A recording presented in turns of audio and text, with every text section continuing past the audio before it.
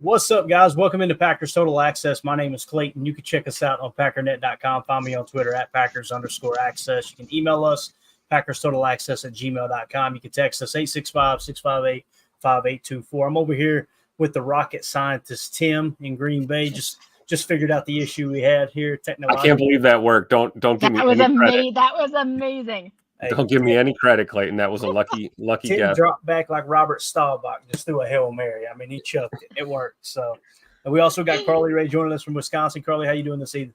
I'm doing all right. Glad it's all working now.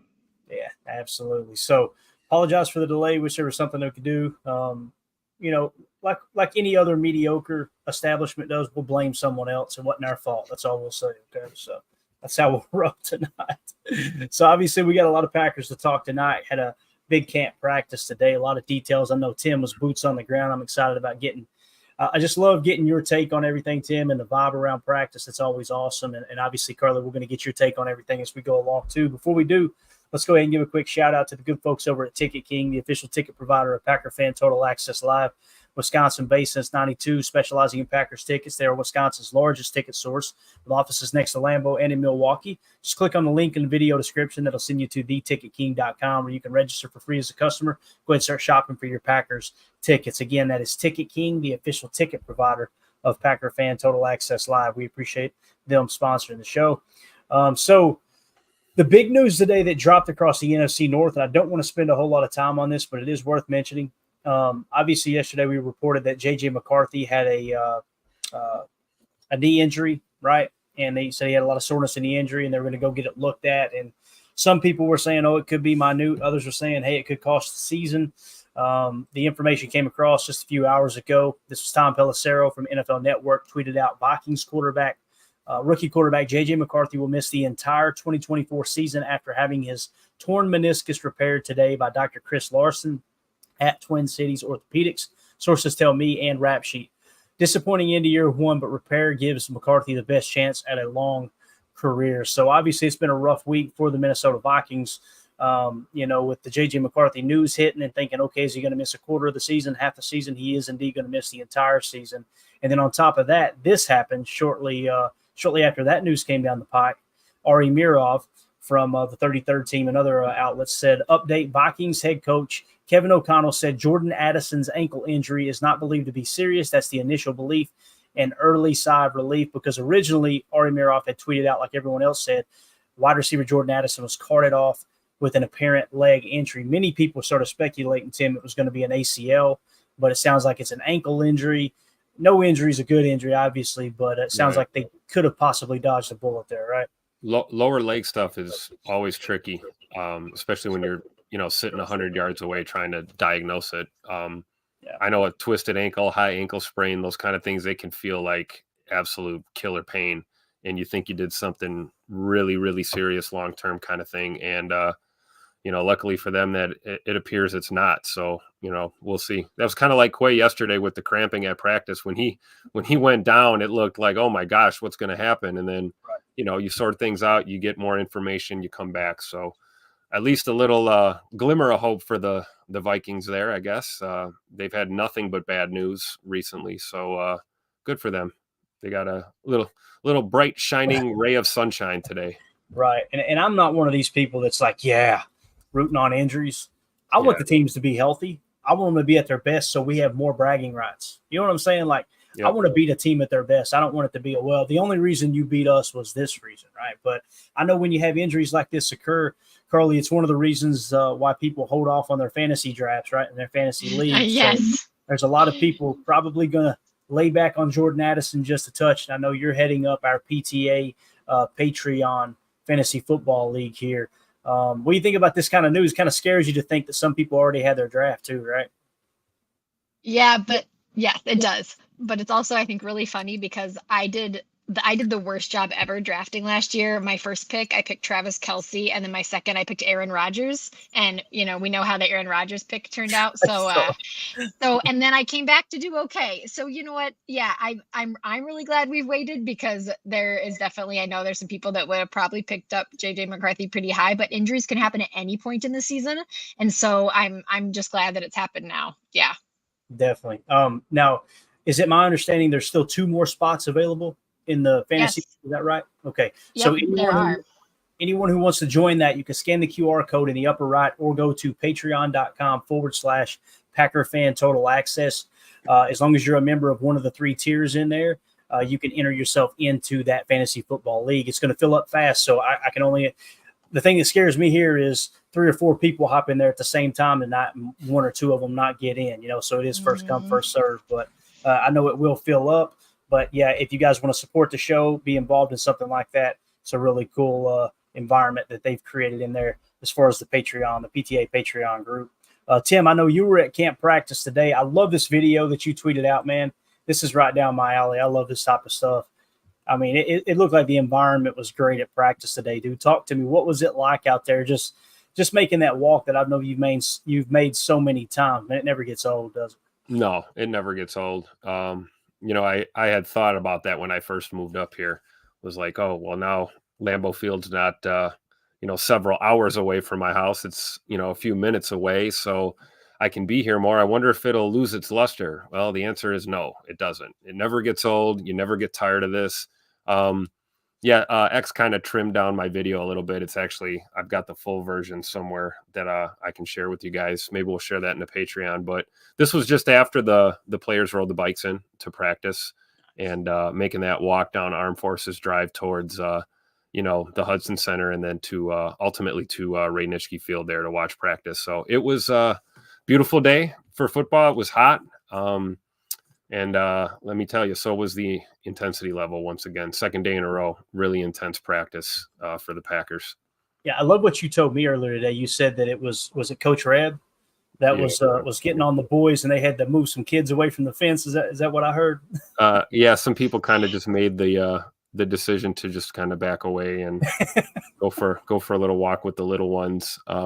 Right. And I kind of leaned over and said, hey, these grown men working, excuse the language, these guys are all, they're professional athletes, but the whole, professionalism, that's kind of a different breed in the NFL. If you're not doing what you're supposed to be doing, it's these coaches' jobs to get in your face and let you know. And we all know Coach Reb is, no stranger to that. I actually saw him yell at an equipment guy today too.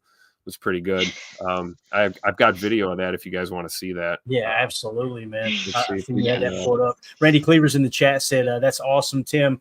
And then who else was it here? I think it was Cheesehead Murph said, Go Pack Go Posse, Tim film segment just in time. Love to see it. So. I would love to just let the audio ride on this. Let's don't do that. You know why? Because the music in the background that they play at camp was actually like not really prevalent. It was really low, so I don't think we'd get hit with copyright or anything. But the sheer amount of expletives in this, 1 minute long video there's just no way we can do it. Maybe offline I'll share it with you, Clayton. But they're just doing some drills here, and I don't know why I'm freezing up. There we go.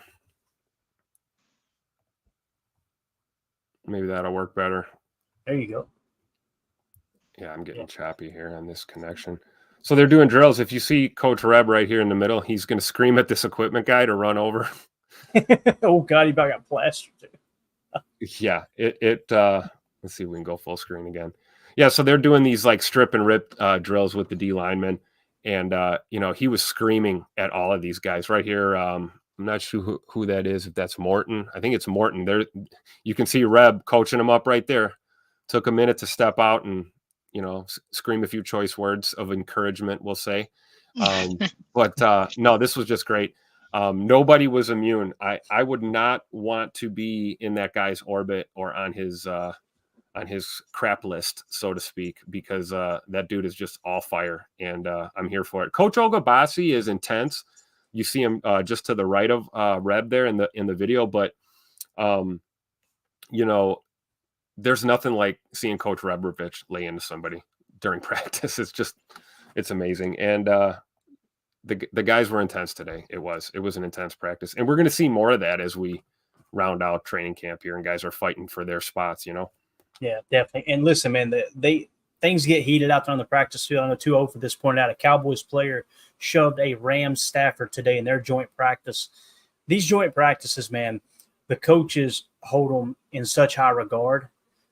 But I'm telling you, it's just it is a powder keg waiting to explode. I mean, you get all of these guys, they've been hitting their teammates now for a couple of weeks, and you see different colors on the other side of that line of scrimmage, and it's just, man, let's get hot-headed out there. That's typically what happens, but never going to try to justify a staffer or an intern getting pushed.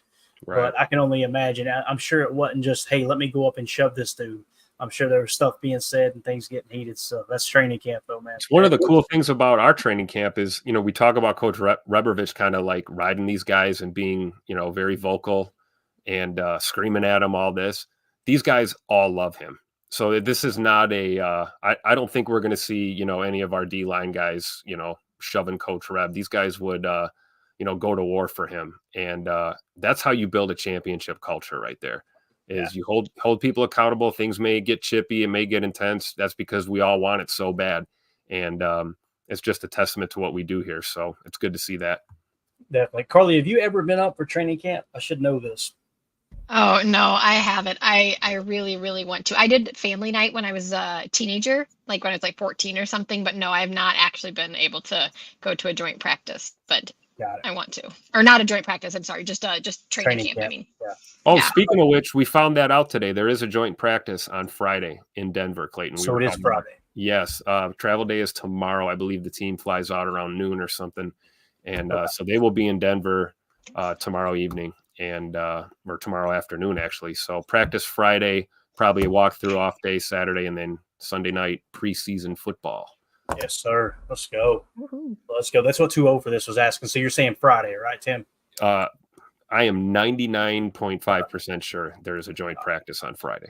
I know I haven't seen anything like as far as on the formal schedule. We could probably comb through Twitter and find it, but if someone wants to maybe check, I know, try not to throw up, check Broncos social media or maybe, their website, see if the Denver Broncos are posting anything about it. Maybe we could get some info.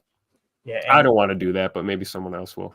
Right. Dan in the chat says a joint against the Ravens next week also. That one's showing scheduled as the 22nd. There was also a training camp schedule change here. The start time for the public practice on Tuesday, August the 20th, has been moved to 2:30 p.m. Central Time. So just keep that in mind. I haven't seen it actually on the full schedule, but the Packers did tweet that out. So I might be able to make that work, Tim. I might be able to get home in time to do a live show during training camp practice. I know when me and Jacob did those, that was a blast. So there you go. Just make sure you write that down for August 20th, that schedule change. So, all right. So Matt LaFleur was at the podium before practice earlier today. Here he was talking about Kalen King, and love that the fact that the question got kind of steered in the direction of can Kalen King play slot. Let's see what Coach Matt LaFleur had to say about the rookie cornerback who's been playing. Like I said, he's been playing on the outside, but he's been getting a lot of snaps in the slot. You've seen him kind of shine there, especially in the quick passing defense game against the Browns, attacking that flat. I think he had an interception yesterday, if I remember correctly, too. But let's see what Coach had to say about Kalen King. A little bit faster. Matt, Kalen King had a big tackle in the game last week, and then he had, I think, a sack and a pick yesterday. What's made him acclimate to the NFL quickly and be able to make some of those plays? Yeah, he's just really instinctive. He's a really good football player, and the more opportunities he gets, the more he seems to show up and make plays. He's kind of a natural in the slot, do you think? Yeah, I think he's got that ability, no doubt about it. That's why we're playing him there. A little bit faster. He's so edgy this year, boys. I love it. I hit it on the head, man. I've been calling him Tupac LaFleur for like 10 months. And he's proving me right every day. There it is. What's up, Pac?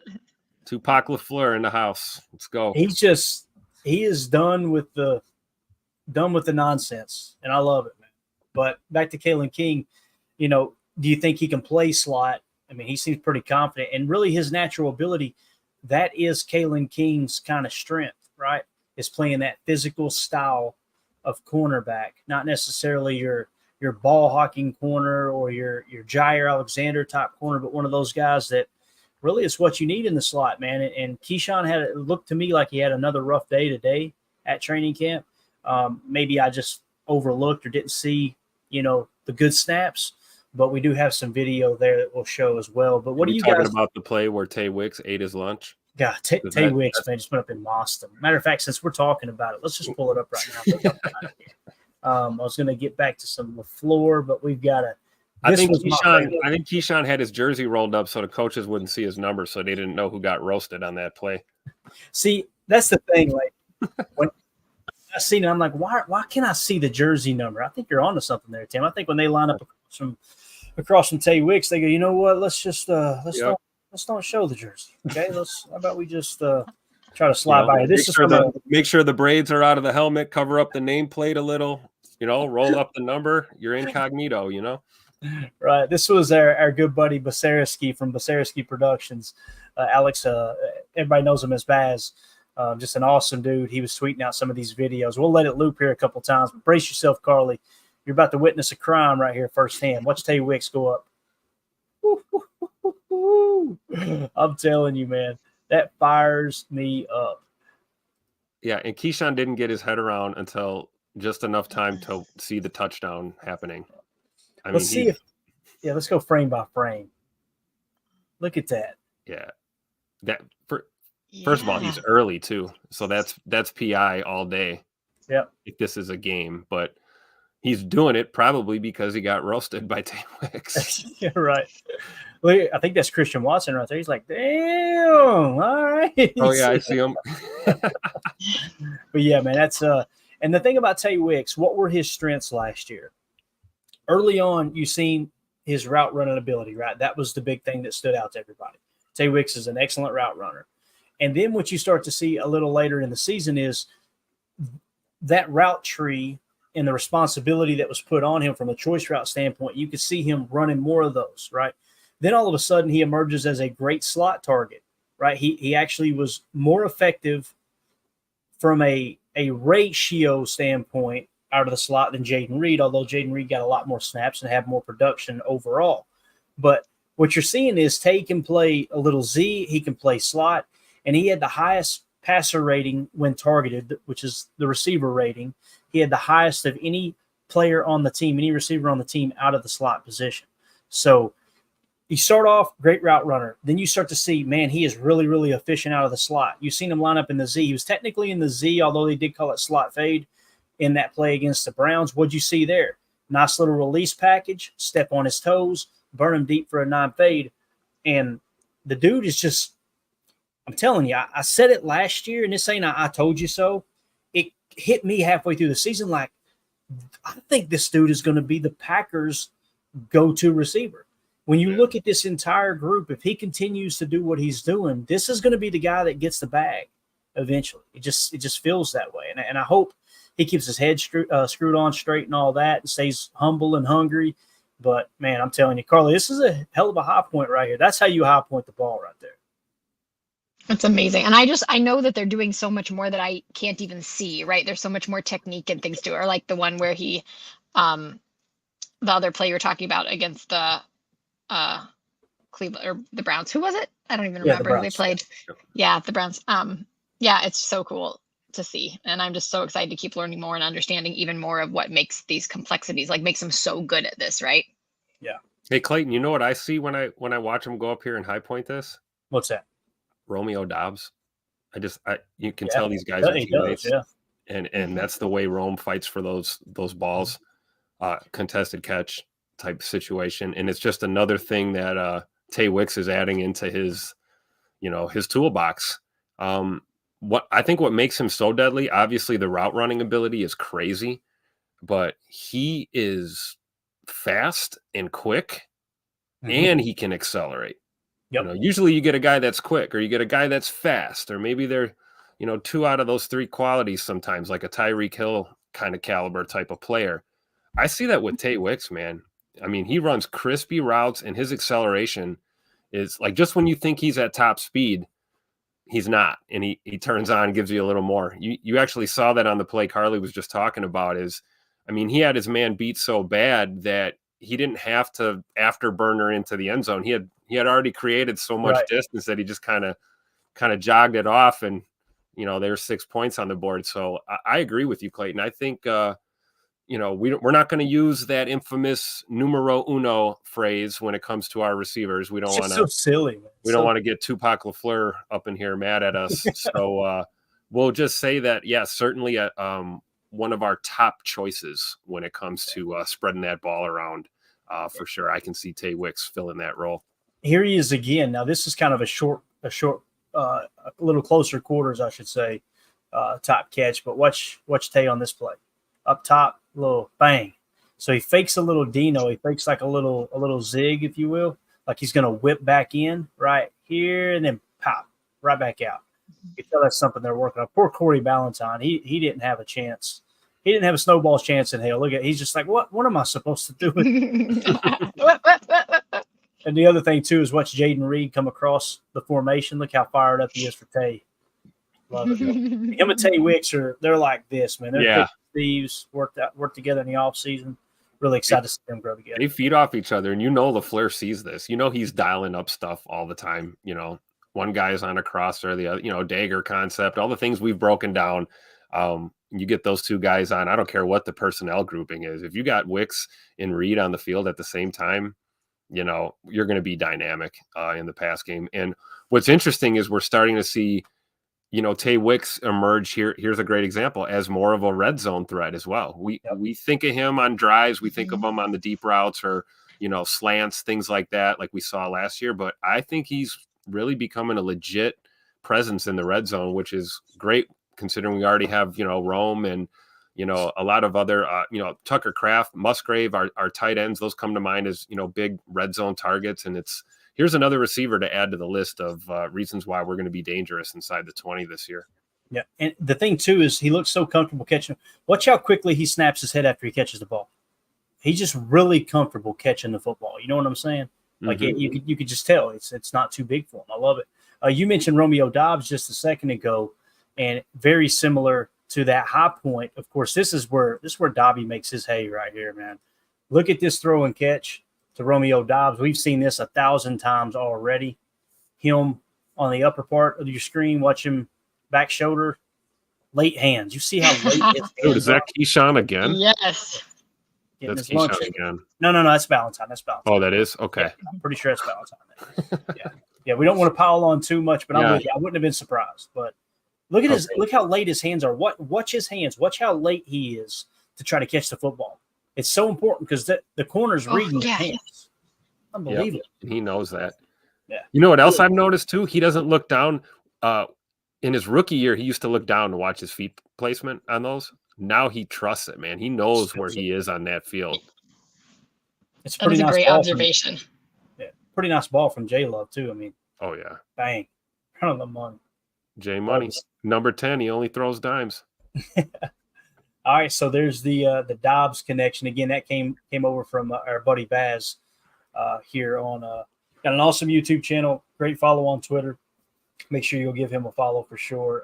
So Coach LaFleur, before practice, was also asked about who called the offensive plays last week in Cleveland, right? And let's hear what his answer was. And the thing I respect the most about Coach LaFleur, he talked about this when Nathaniel Hackett was the OC. And when Nathaniel Hackett got the head coaching job, which feels like it was a lifetime ago now, when he got the head coaching job in Denver, and I think it was Luke Getsy got hired away or whatever, Matt LaFleur made a comment about, hey, listen, all of you guys are going to be head coaches before long. Like, I love the fact that he's speaking that into existence. You know what I'm saying? Like, it's like he's building his guys up. You could tell this is a freaking coaching factory that he's creating. He's creating his own coaching tree, if you will, right? Mm-hmm. And he was asked about who called the plays against the Browns. And now here he also goes a little more in depth that it might be other people calling too. Check it out. Are you calling plays during preseason? Yeah, Steno called it, and he'll call it again. And, might have some other guys kind of get involved as well. You do that because you want to give him experience, or because you want? I think it's great experience. That's something that when I worked with Sean, he afforded me that opportunity when he was really the play caller. And then, I think it's good experience for those guys. And then it also allows you to kind of keep, the 30,000-foot view, if you will, on everything that's going on. I love what he said there too, that Sean, talking about Sean McVay when he was with the Rams and other stops too, I'm sure, how he allowed Matt to call the plays in those preseason situations.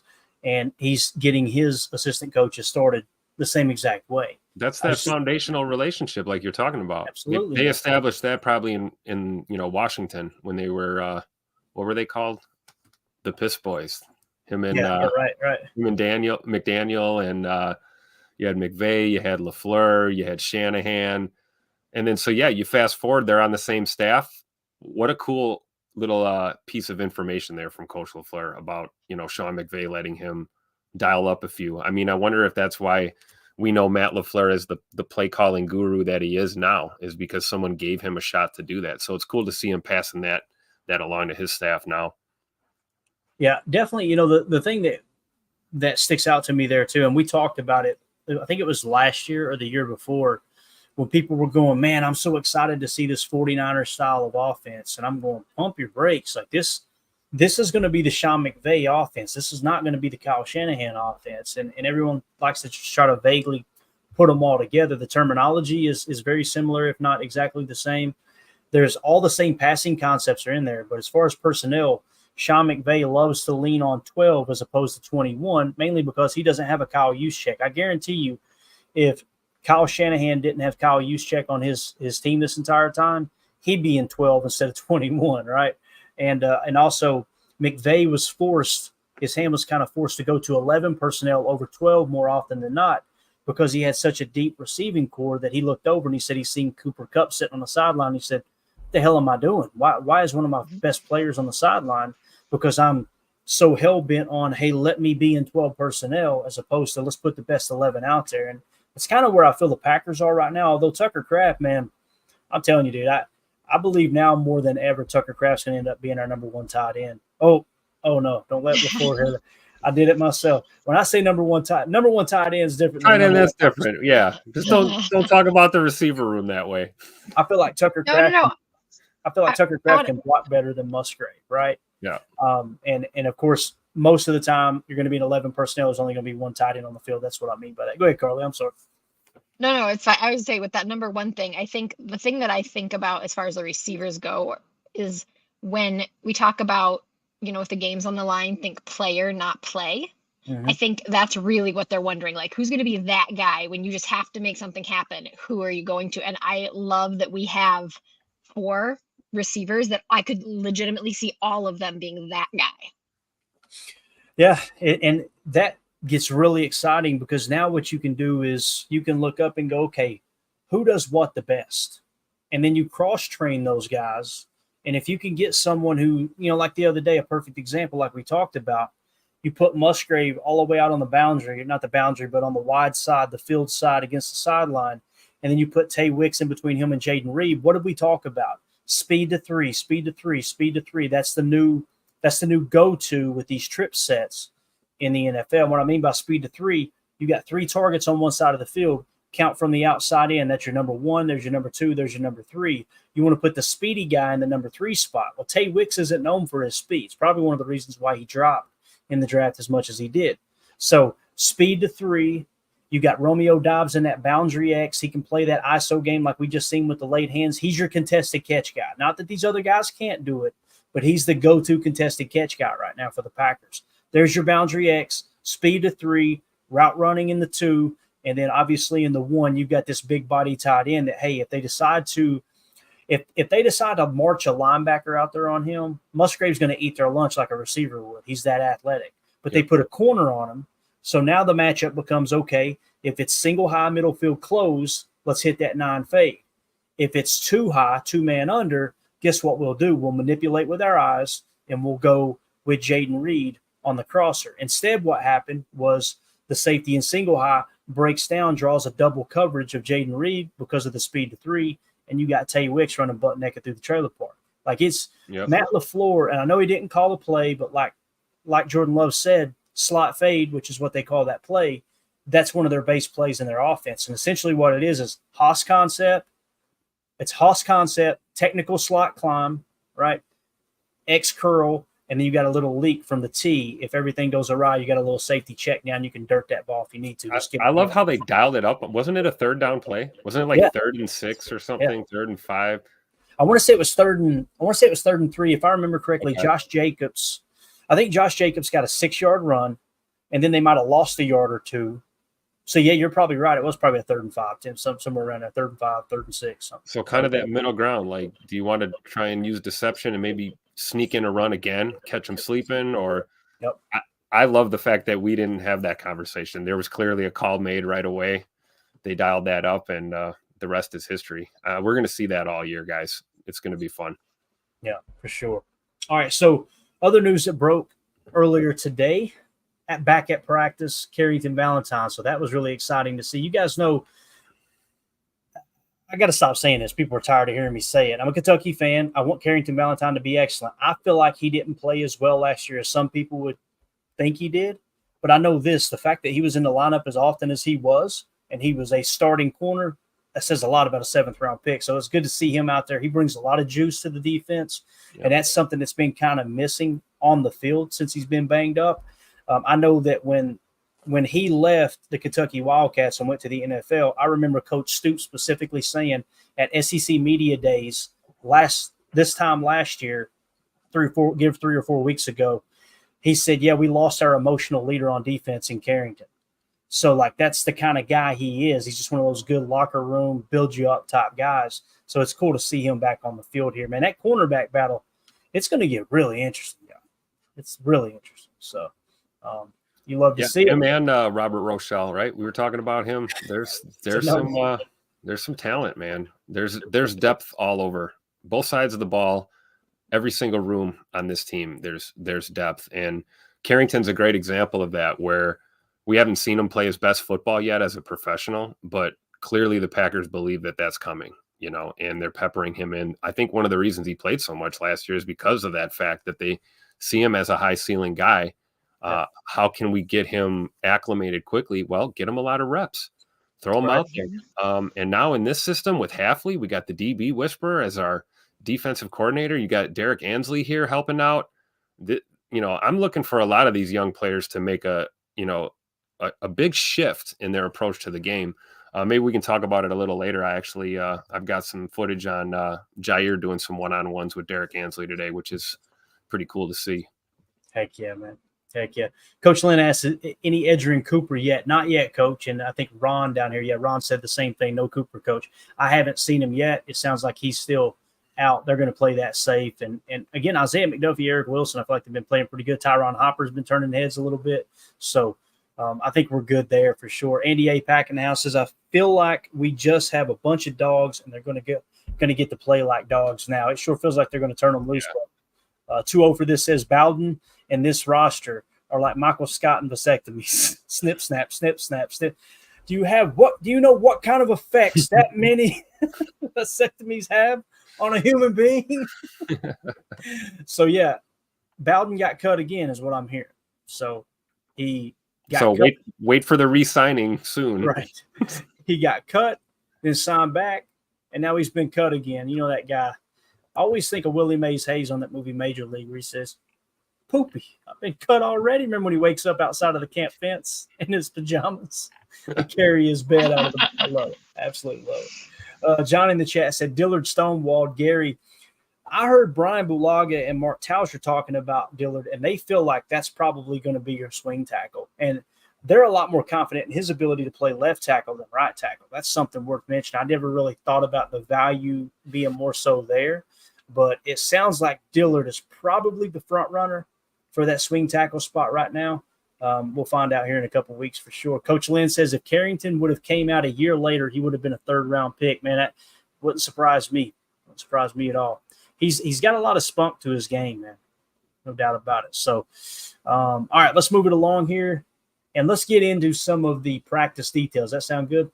Yes. All right, here we go. Walkthrough starters. Again, take it with a grain of salt, but this is kind of it's important with the walkthrough snaps because they're trying to get, hey, look, let's get everybody acclimated to if this is our starting unit, here's how we're going to operate type thing.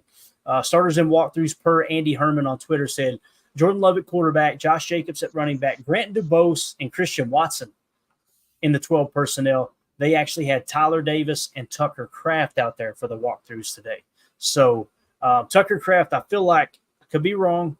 No one's told me this. This is just me reading the camp notes and just, kind of what I'm ciphering. It feels like Kraft is this close to becoming tight end one. On the offensive line, Rasheed Walker at left tackle, Elton Jenkins at left guard, Josh Myers at center, Sean Ryan at right guard, and Zach Tom at right tackle. Obviously, Jordan Morgan's still nursing that shoulder injury, trying to get back with the team drills and all that good stuff as well. So on the defensive side of the ball, they came out in a 4-3 look, obviously with the 12 personnel to match it. You had Rashawn Gary, TJ Slayton, Kenny Clark, Preston Smith. The big thing that's sticking out here to me, Tim and Carly, is TJ. in your base defense, your base 4-3, TJ Slayton's going out there with Kenny. If they're in nickel, it's Wyatt going out there with Kenny. That I think that's the right way to go. What do you guys and gals think about that right there? I agree. I'm all over it. TJ Slayton's been making a case for himself this year, and he's had a really decent camp so far. And I think you're probably right. You may have just predicted it. That may be the way they go into, certainly possibly into this week. I don't know how much the starters are going to play, if at all. But I think when we go week 1 against Philly, that's very realistic. Your base, you got TJ out there. You go to the nickel. You want Devontae Wyatt, because Devontae Wyatt has been balling too. He's having himself a camp, and I like guys. He's a get off the bus guy too, like we talk about. Devontae Wyatt's one of them dudes, and he takes it serious, and you can really see it too with that group. It's Kenny Clark and Rashawn Gary, and then your third big leader, obviously Preston Smith. But Rashawn and Kenny Clark are the generals. So they're getting these younger guys. They're coming along. I think Slayton was a little slow on his development, but he's getting there now. And Devontae Wyatt, we haven't seen the best from him yet. I think he's going to continue to get better. And I think we've seen the best version of LVN so far in his young career. I'm excited to watch him out in Denver. I think he's just going to come out. I think he's going to play a lot of snaps, and he's going to just be an absolute dog. It was my understanding. I can't remember who said it, but I thought they said that LaFleur was planning on not playing the starters in this game because of the joint practice, and they're going to treat that like the preseason game, which I really like. So, linebacker, they had Isaiah McDuffie, Quay Walker as the Mike, and Eric Wilson. At corner, you had Eric Stokes, Jair Alexander, no surprise there. And then there you are again, Javon Bullard and Xavier McKinney as your starting safeties. Carly, you got anything to add? Question? Oh, yeah, I do have a question, actually. So I understand what you're saying about Slayton with Kenny in the 4-3 and then Devontae Wyatt when you're in the nickel. But I'm going to admit I don't understand why. I'm not making the connection of why you're switching out those people for those particular formations. So the reason being is when you're in your base 4-3, you're matching the opponent either being in a 12 personnel or a 21. And what that means is 1 running back, 2 tight ends, or 2 running backs, 1 tight end. 49ers are the team that predominantly runs 21 personnel. So when they come out in a 12 or a 21 set, there's only 2 wide receivers on the field. So you stay in your base formation, which is our base 4-3. So if you're in your base 4-3, they're probably more likely to run out of a 21 or a 12. And TJ Slayton is that big body run stuffer as opposed to Devontae. The only negative thing to Devontae Wyatt's game so far in his young career is his ability to play the run. He gets the quarterback like a madman. So you'll put him in place of TJ Slayton when we go to our nickel 4-2-5 when the opponents go to their 11 personnel 3 wide receiver set. So what will happen is 1 linebacker will come off the field. In this case, it would probably be Eric Wilson would come off the field. Isaiah McDuffie and Quay would stay on. You would take Eric Wilson off the field and bring in a cornerback, which would most likely be Keyshawn Nixon. Okay, just to keep things simple right now. There's your nickel back. And then TJ Slayton will come off the field. You bring in Devontae Wyatt because chances are if they go to 11 personnel, teams are in 11 personnel a lot more often nowadays than they were 10 years ago. But if they come out in 11 personnel, there's a good chance they're going to pass. Now you've got a pass rushing specialist at the interior defensive line as opposed to TJ Slayton, who's more of a run stuffer. Does that make sense, Carly? Total sense. That makes complete sense. Thank you so much. Crystal clear now. Perfect explanation of that. That was great. And I'll add one little thing to the end there. You're absolutely right about Devontae Wyatt. The pass rush is the strong part of his game. I see him. He's right here in the photo. There's Devontae. I think he's going to get better in the run game this year, just by default, by being in the system with these coaches. Look for his run defense to improve at least a little bit. I think I'd like to see how, when we go through all the chalk talks of this season and we get to the end of the year and we have that downtime where we do the rewinds and watch all the games again. I'm willing to bet you that we'll see him take some steps forward in those run fits too when he gets a chance. So yeah, we'll I wouldn't be surprised. Yeah, if you guys and gals would. We got a bunch of people in there watching. We can't thank you enough for hanging out with us. Do a quick favor, hit that like button for us. Feel free to sub to the channel. We appreciate y'all hanging out. Again, when you hit that like button, it helps more than you know. We really appreciate it. Andy Herman, I'm just going to rattle some of these off, man. He was on fire today on Twitter. These were the red zone 1-versus-1 highlights, okay? So I'm just going to read them off real quick. Kalen King pass breakup on Samori Toure. Dobbs with a sick catch along the sidelines against Valentine, got his feet in. That's the clip we showed. Wicks skywalks for a leaping touchdown catch over Nixon. We showed you that clip. Jair breaks up a pass for Watson. Good rep there for Jai. McKinney pass breakup versus Musgraves. So I just feel like Musgraves kind of struggling this camp.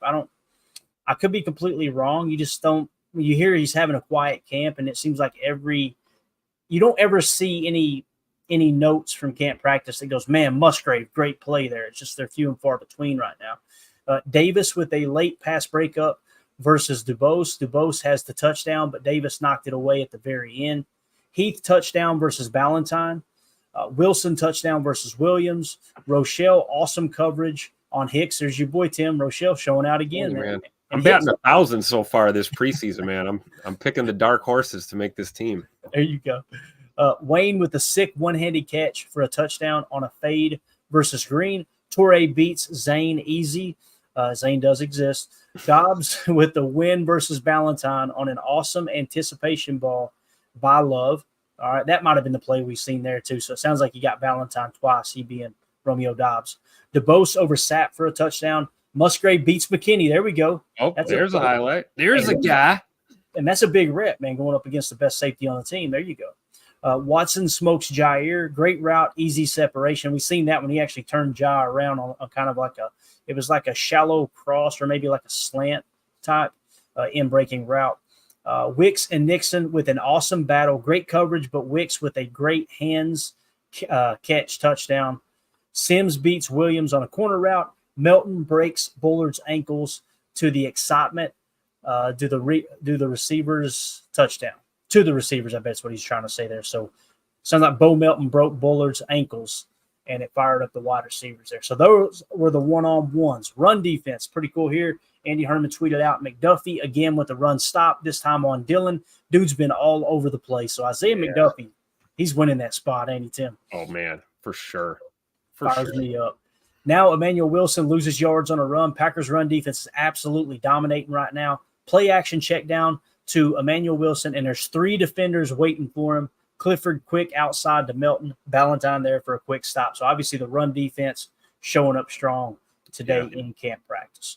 Rashawn Gary, Andy Herman says, Gary with back-to-back run stops behind the line of scrimmage, one on Jacobs, one on Dillon.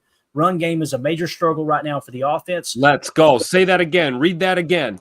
The run game is a major struggle right now for the offense. So we have a run defense in Green Bay again. Finally, we have one. When's the last time we had one of those, Clayton? 2011? I don't know. I think I was still in diapers, to be honest. Some time ago. Love perfect throw to Kraft on a corner route. There's my boy Kraft. Telling you. Love perfect throw to Kraft on a corner route. Williams in coverage down at the 1. Love to Dobbs on a fade. Jair with the pass breakup. So you see Kraft there. And Kraft and Gary are the 2 names that really stick out there on that update. Andy Herman tweets out, Love, Wicks, touchdown. Ballantyne looks around for a flag for a push-off, but doesn't get it. The connection between those 2 has been great in camp. So Wicks continuing to just build off of his camp for sure. All right. Now, let's see here. Pratt in with the 2s. This is all Andy Herman at Andy Herman NFL on Twitter. Pratt now in with the 2s. Emmanuel Wilson with another nice run with the 2s. Showed off the burst. Pratt fires one for a comeback to Heath. Pratt fires again over the middle of the Torrey on a great throw. Williams knocks it out at the very end, though, incomplete. Pratt drops sidearm. I'm going to say it again. Michael Pratt, 7th-round pick, rookie quarterback, drops sidearm to Davis, who catches but falls down in the process. Nice job by 17 to avoid the ball getting batted down. You've already got Michael Pratt out there changing platform, changing arm angles to get thrown. It's just awesome. Pratt with a dime deep down the right sidelines. King was in good coverage, and it was a contested play, but one Melton needs to find a way to come down with. Really nice stretch of play from Pratt. So it seems like every day that goes by, and Tim, Carly, whoever wants to comment on it, Michael Pratt just continues to get better, man. Pretty exciting stuff.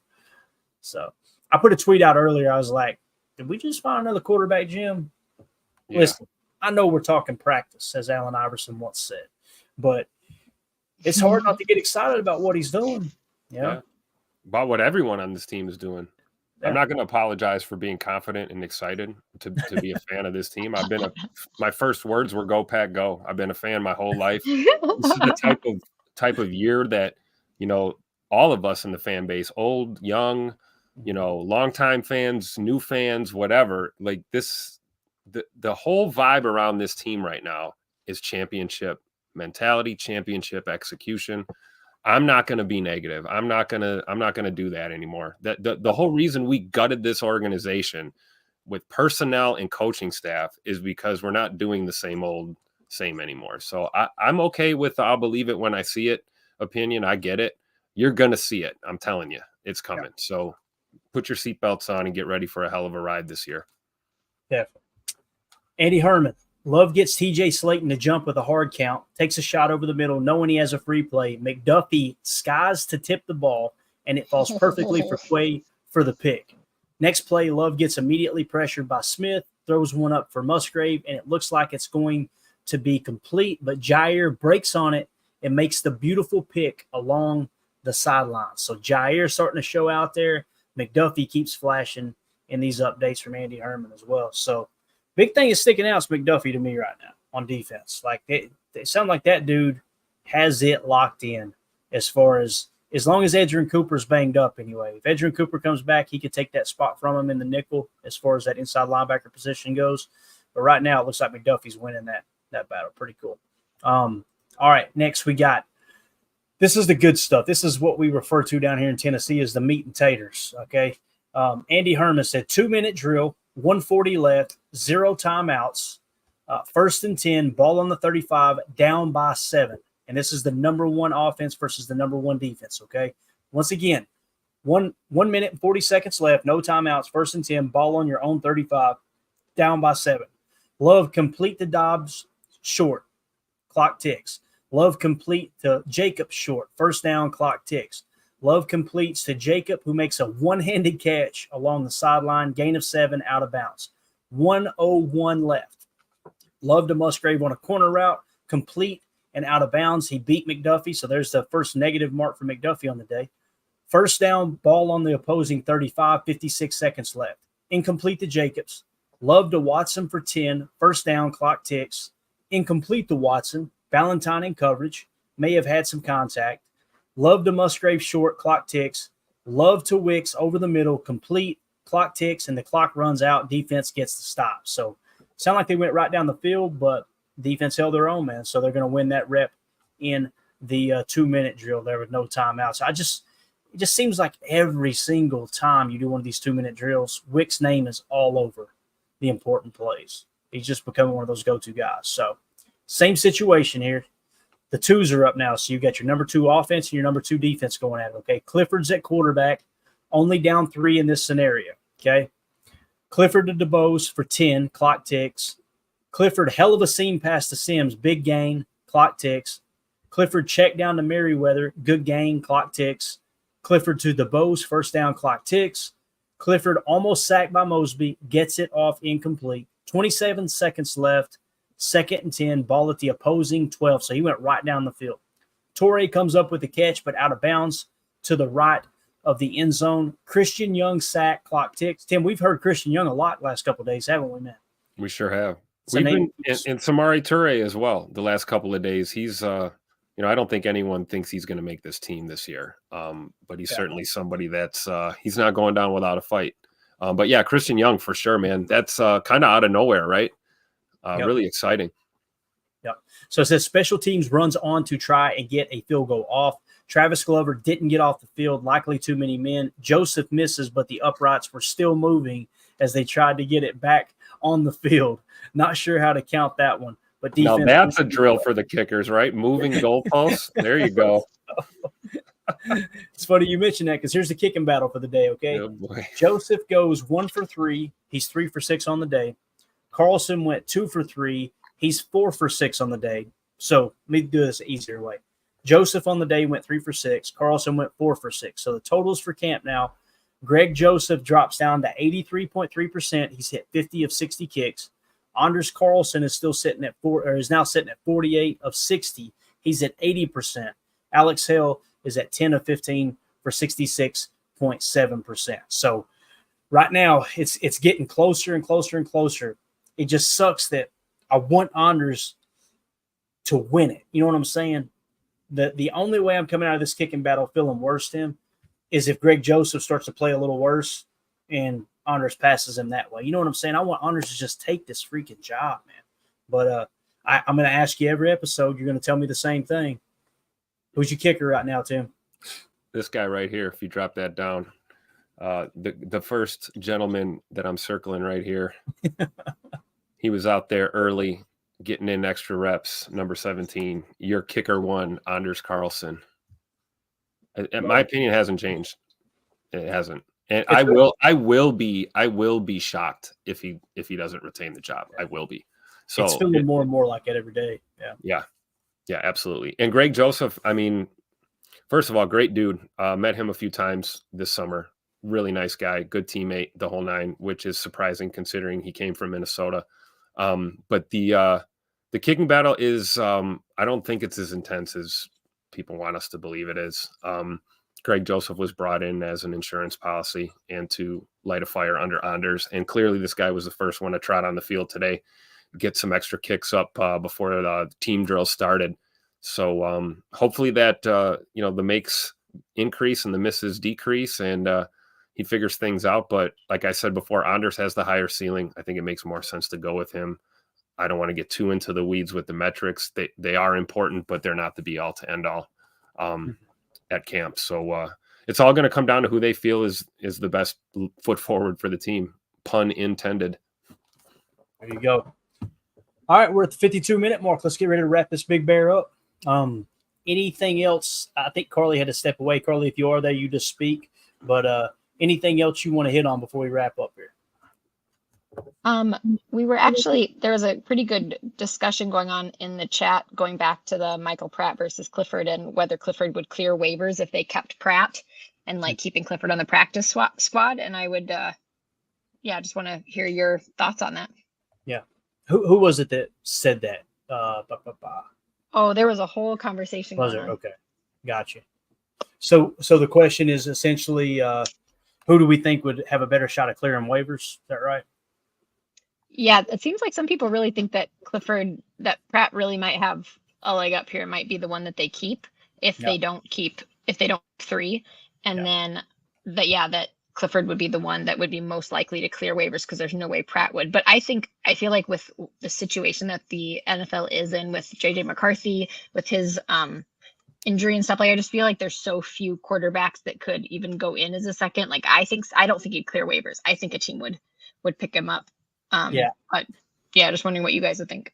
Yeah, I think they'll carry 3. That's kind of what I'm leaning towards. But if you're asking me who I would rather them keep, if I had to choose between the two, it's Michael Pratt, hands down.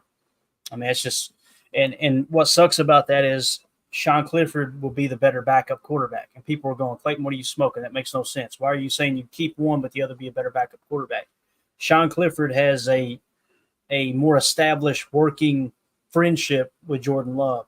He knows what it's like to prepare as the backup, which essentially your top priority is to be the personal assistant to the starting quarterback. And you got that kind of that camaraderie. If you decide to keep 2 and you put Clifford on the practice squad, he's still in the room, right? Yeah. He's still going to be there in the quarterback room and kind of helping. It's just he won't be out there, obviously, on game day.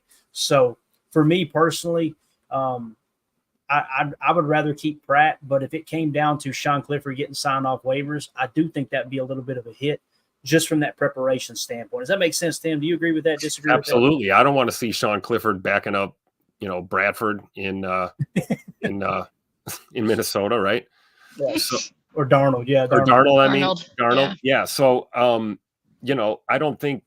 think it's a true statement. I think Pratt's going to get snatched up if he goes to the practice squad. I think Clifford will get snatched up as well. And you're right. Being able to prepare to be a backup, that is a job. And then, everything that you just said, Clayton, is true, including staying ready to play. Because at any moment, you're going to have to put the tablet down and put your helmet on and go out there and play football. So it's a big part of it too. And when you're a rookie quarterback in the NFL, just trying to figure out the playbook and the system and the game speed and all these things, and you spent the bulk of your college career as a starter, what do you know about being a backup at all at any level at this point? So I agree with the sentiment that it makes the decision tough, and I do think there is a chance that they hang on to all three just to protect them and keep that quarterback room intact. Yeah. And again, I can see him keeping 2. I can see him keeping 3. I understand what Joseph's saying here too. Joseph in the chat said the math and cuts to 53 will not allow us to keep 3, in his honest opinion. I understand. I mean, it's every day, Joseph. We're in here going, man, I want to keep 8 receivers. I want to keep 13 corners. I want to keep it's such a stacked team. They seem so deep. I understand what you're saying. I don't know, man. I think someone would snatch Pratt up. I really believe that. I think if you tried to pass him off on waivers, someone would snatch him up. I don't think someone would go snatch up Sean Clifford. That's just me personally. I could be wrong.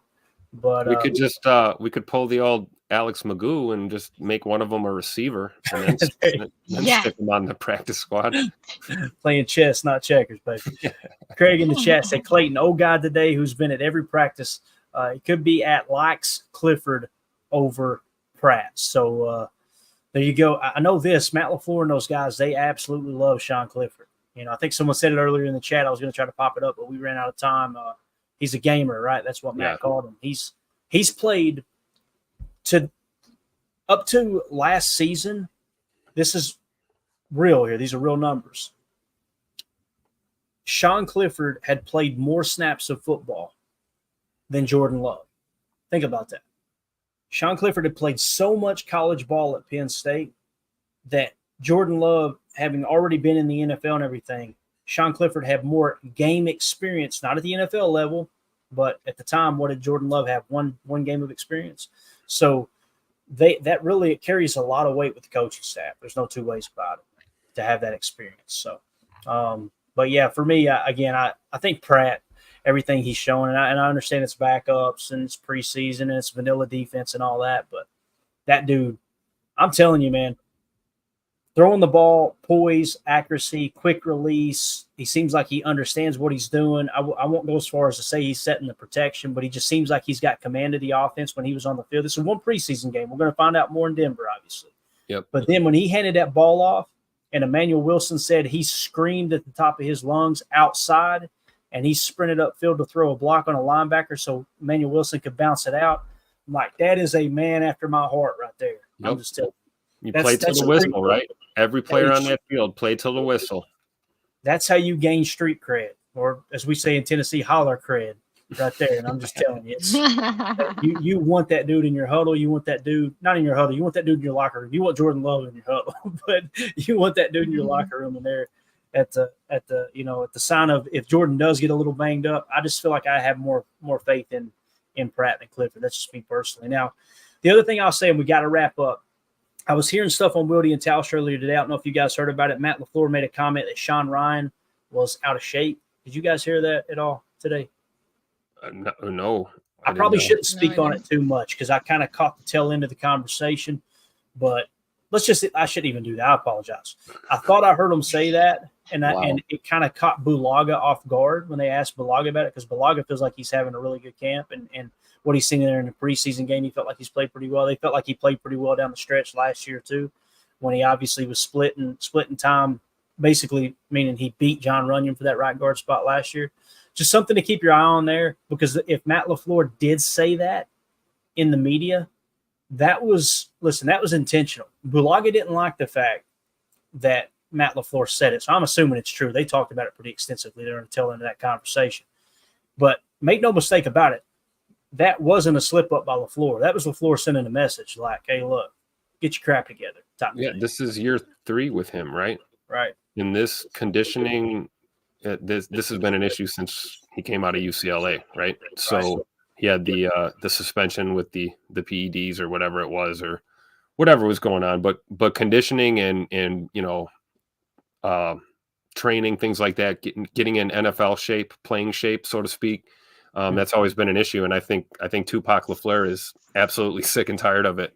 And that may be why he let it slip, or, tongue in cheek made a comment, because he is a little chippy about it. But I agree. I thought Big Sean's had a good camp. And, I talked a little bit of trash about him, the reps I saw him taking at center during camp. And then he went out against Cleveland and played a lot of center and played pretty doggone well at center. And now, of course, all week he's at right guard, and we don't see him this week at center anymore. I think it says less about Sean Ryan and more about what the Packers' approach is here with the personnel, and they want to just plug and play, switch things up, switch up the ones here and there, move guys in and out of different areas, and see what the best mix is going to be for week 1. So I'm keeping an eye on Sean Ryan though, for sure. Definitely. Coach Lynn in the chat said LaFleur said he needs to work on his conditioning. So that was what was said. Thank you for that, Coach. I thought I heard him talking about it. I just remember Bulaga being kind of, whoa, he said that. So 2-0 for this. Put down them nachos, Nacho.